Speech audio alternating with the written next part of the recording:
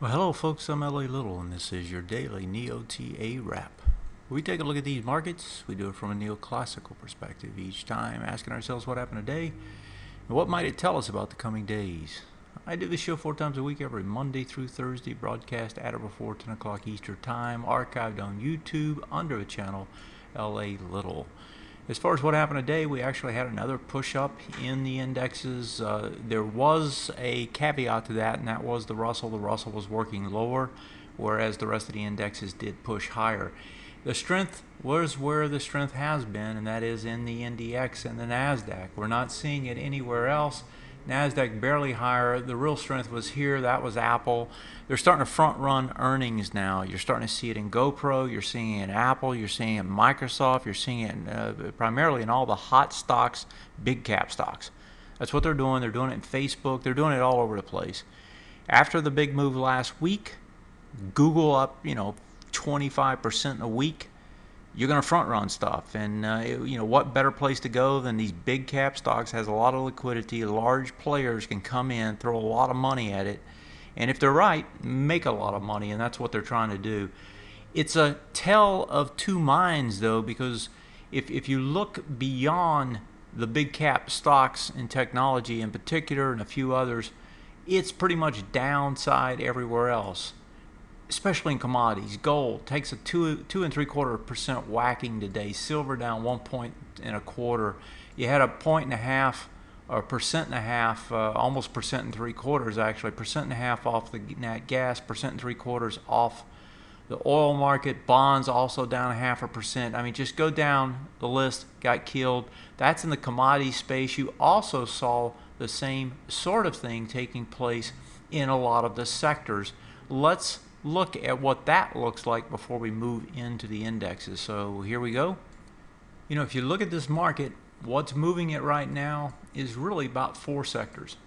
The first one is biotech. Biotech's had a nice strong move up. Today they go up, they stay over, even though it's a bad doji. Actually, I think they stayed over. Let's see what the ending number was. 397.69. You close at 398. So you're just barely over it. That is getting tired. It does want to pull back, but you don't have a signal yet that in fact it's going to. If you look elsewhere, what else is moving? Financials. Financials made the move up. They got over the highs, right? They broke it out last Thursday. Pull back on Friday, no volume. Tonight they go over, back under, less volume. It's going to turn. This one's ready to turn. And so you have this case up here where you test. You can't stay up. You just had this dramatic rise. This thing's going to come back, do a retest, regen, a bullish one off this prior swing point high break. So that's the financials. That's another one that's moving it. What else is moving it? Technology, of course. If we look at the XLK, that goes up to test the highs tonight. Doesn't quite get there. Doesn't have the volume. I don't think it actually hit the high. 43.81. Yeah, it actually did hit the high. Has less volume. Straight up move. Test of the highs. Failed test of the highs. That one's coming back. XLP has been moving it. What does that look like? The durables. Over the highs. Goes over tonight. Stays over it. They've got decent earnings. They've also got dividends, right? And that's what's keeping those guys up. So consumer discretionary, right? Over the highs, back underneath it, less volume. That one wants to turn. As soon as the rest of the market does, it's going to turn. Healthcare. Healthcare goes up over that top from last week was 77.26. Tonight you close at 77.22, less volume. Over, under, going to come back. You have one sector hasn't shown it. That's the biotechs. That's the gun sector. Everybody wants to gun that one. Everything else not doing. Now go look at the rest of the sectors and just see what kind of difference you got. Home builders coming down, starting to come down hard. Transports can't even get over the swing point low. Basic materials also coming down, going to test the lows. The chip sector, stocks. Intel reported last week couldn't do anything. This one, in stark contrast to everything else, is actually trying to go back to hit those lows. You got high volume lows it's going after. If you look at the energy sector, energy breaks to new lows, and it breaks here and it breaks on the weekly as well. So you've got energy heading the other way. Industrials, they can't do anything. They're up at the high or up at the swing point low, trying to get up there to test, can't even get to it. Utilities also can't do anything. Folks, you've got two markets. One's going straight up. The other one can't even be pulled higher by the strength elsewhere. If you can't pull it higher and if you can't rotate to them, now maybe they will, but right now it doesn't look like it. And you're like 3 sigmas above where you should be, right, in terms of the other stocks. That's not the kind of situation you want to be buying into. These things are going to come back down, and they're probably going to do it tomorrow.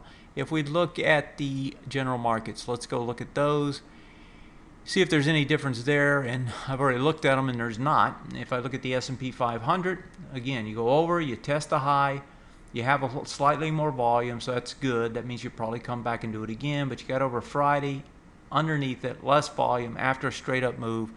That's a 2-bar reversal. That's going to come back in. Now the NASDAQ, the NDX, a little bit different. NASDAQ over the high, stays over the high, even though it's got a doji at the high. You got the same sort of thing happen on the NDX. Go to the Russell, pulling back, gets under. Remember, it was hesitating last week, couldn't get over this breakdown bar, nor could it get into the big bars on the way up. And so what are you doing now? You're rotating back around. You can come down. You're going to try to fill the gap. So if you look at the indexes themselves are simply telling you the same thing, unless you're NASDAQ or NDX. Everything else doing the same thing. If you look at Asia, Hong Kong can work a little bit higher, but no, actually that was the over-under. Not Hong Kong, but the Chinese Shanghai is the one that can work a little bit higher tonight. It's going to try to test that swing point. Well, it's actually not a swing point, the B point on a bullish ABCD structure it's trying to set up. But anywhere else you look, it's back the other way. Here's the German index. So Europe, over, under, less volume, going to come back. Going to do it tomorrow. France, over, let me grab France just a second. Here we go. France, over, under, less volume, going to come back. It's right across the board. Two very different markets. NASDAQ NDX pushing higher, everything else wanting to come back. Now tomorrow, with the NASDAQ NDX as it is, and with Apple, Microsoft after the close, they're not going to be able to pull that thing down too hard, more than likely. And the charts on those two are not set up to do that. So I would not be surprised to see those two markets hang, go sideways, hang, maybe come down a little bit, and everything else try to sell off. If you look over at the currencies, you got the FXE hitting the lows, right? And so if you pull it back, of course, it's higher, but it's into the bar. It's into this big bar now. It's going to try to get deeper. And if we look at the Japanese currency, it's doing the same thing, coming back towards the lows. And again, that's the very lows. It went up, did a retest, regen, bearish, it's trying to regenerate lower. So that means what? That means the dollar is going to try to get stronger. As you know, the dollar is the nemesis of this market in the first or the last 2 quarters prior to this one. This one, it got some relief in that the dollar wasn't surging still. If that dollar starts to take off, all bets are off for the 3rd quarter. So that's another issue that's starting to set up. But if we go and look at the commodity space, oil breaking to new lows, nat gas breaking to new lows. Bonds just holding, or actually nat gas is just broke down today, but not new lows. TLT just kind of hanging. But then you go over to, like, say, gold. Gold just totally walloped today. Remember, gold had broken on Friday. I did a show on it this morning, a video on it. Broke underneath on Friday. That usually says you're going to get a bigger move down, and it's going to be a continuation 1 to 2 or 2 to 3 bars on that longest time frame. That's the weekly. That's exactly what it's doing. Folks, if you're not in the hot sectors, you haven't made any money. If you're in those hot sectors, they're about to try to turn on you. It's not a time to be putting money on the table. It's a time to be taking some off and moving to those sectors as they pull back, if you're not in them already, or even if you are, to build up your positions. Apple, Microsoft, after the bell tomorrow, that'll be the story. My take is you may get a pop on it, but that's all you're going to get. These markets are too extended, even in the hot markets of the NDX. Until then, let's see what it does, and my guess is, not so much my guess, my take is, it's going to pull back tomorrow. Have a good one. Take care. Good night.